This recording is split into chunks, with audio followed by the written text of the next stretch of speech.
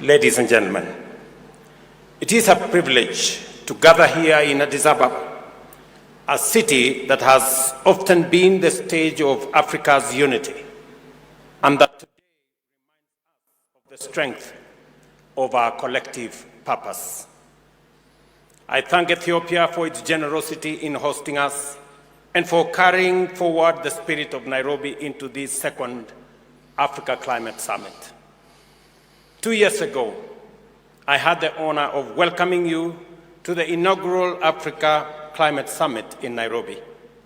Then, we looked ahead to a future of possibility, of global collaboration and resilient prosperity and inclusive growth for Africa. In Nairobi, we introduced a bold new perspective of Africa as a continent of opportunity and source of solution, not just a victim.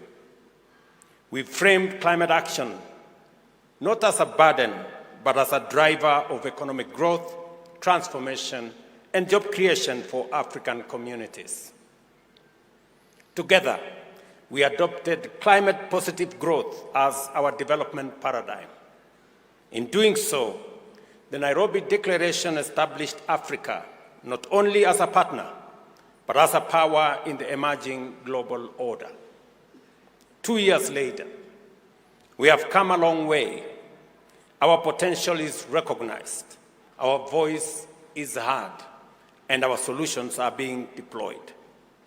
From green infrastructure and climate-smart agriculture to landscape restoration, waste management, and even cutting-edge technologies like direct air capture.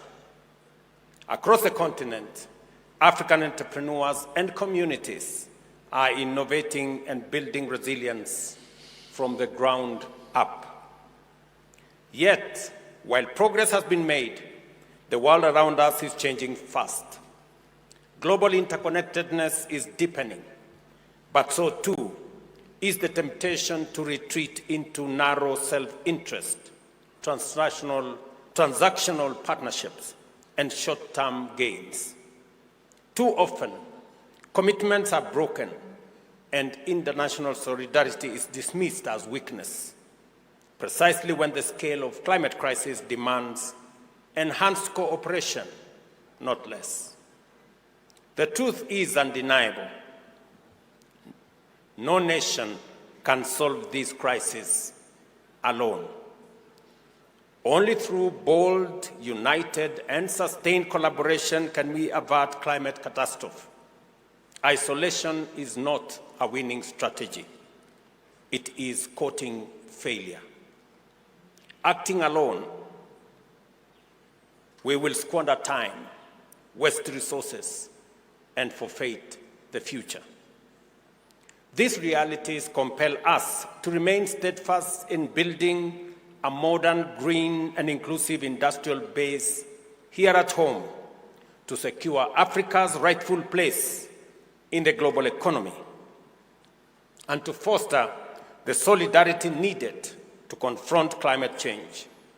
Ethiopia, as a host of this summit, has rightly placed the emphasis on implementation and finance, moving from vision to action.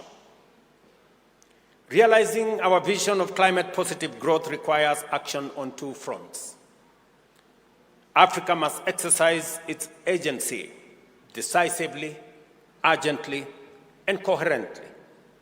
And the international system must dismantle the structural barriers that continue to hold the continent back. Both demand deeper collaboration. Africa is already stepping up. Nationally, regionally, and internationally, we are putting in place policies that attract investment, reward innovation, and ensure fair value for our resources. Increasingly, we present a united African voice in global discussions. We are also bridging previously siloed debates, including linking debt, fiscal space, nature, and climate to craft systemic and coordinated solutions. We have strengthened our institutions and regional mechanisms from the Alliance of African Multilateral Financial Institutions, and I see TDB, Afri-Exim, and other African institutions in our midst, while also enhancing the place for African Credit Rating Agency and also advancing ACFTA through the Africa Green Industrialization Initiative. By linking this initiative with the accelerated partnership of renewables in Africa, we ensure that investment drives progress in both energy and industry. The twin engines of our modern Africa economy built on abundant clean power. Still more, ladies and gentlemen, must be done, including deepening fiscal discipline, accelerating trade integration, mobilizing African institutions' capital, investing in knowledge, and improving governance. These are the foundations of resilience. The Nairobi Declaration is a political compact. Africa must lead in advancing this agenda, while international players have the responsibility and the self-interest to support it. Success will depend on both sides. Africa delivering at home and the global system opening space where Africa's climate, business, and development goals converge. This requires lowering the cost of capital through reforms at the global financial institutions, expanding concessional flows, mobilizing private investments at scale, integrating climate into lending, and tackling currency and debt risks. It means reforming trade and subsidy regimes and opening global markets to Africa's value-added goods and solutions, from climate-smart agriculture and green industrial products to carbon credits. Yet today, climate action risks being sidelined as national security and short-term interests drive transactional approaches to trade and investment. Development assistance is shrinking. While this strengthens our resolve to design, finance, and drive our own future, it also reflects a world where too many assume that for some to win, others must lose. It has never been more urgent for Africa to stand together and demonstrate that collaboration delivers prosperity and peace for all of us. Our economies, our weather systems, and our very survival are interconnected. We must focus on win-win solutions because they do exist and they are firmly within reach.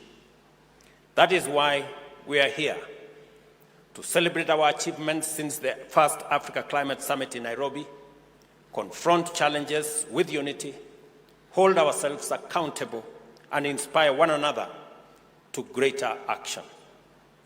We captured that spirit in the report we released today.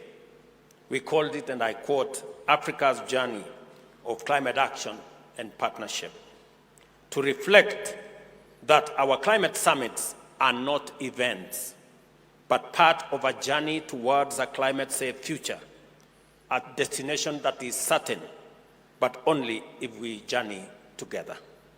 There are copies of this summation available in this summit. This journey, ladies and gentlemen, also includes our global partners, who must be held accountable not only to us, but to the future of humanity. From this Addis Ababa, home of humanity, our ancestors ventured into the world. Today, from this same home, let us offer transformative solutions to preserve the human family. With innovation, determination, and unity, Africa will drive global climate action and shape a sustainable, prosperous future for us and for everybody. I thank you for your attention. Thank you, Your Excellency, for your strong advocacy and commitment to climate action.